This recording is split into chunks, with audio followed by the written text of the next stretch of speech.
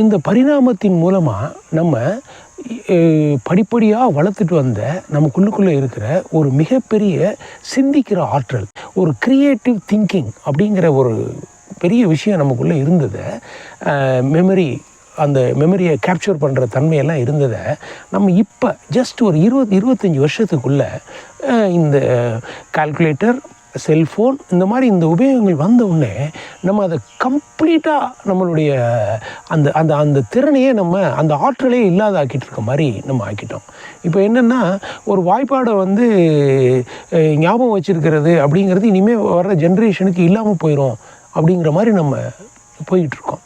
அப்போ artificial intelligence அப்படிங்கிற மாதிரி நம்ம டெக்னாலஜி வளர்ச்சியெல்லாம் கண்டுபிடிச்சிருக்கிறது நம்மளை நாசம் பண்ணிக்கிறதுக்கு தான் கண்டுபிடிச்சிருக்கோமா?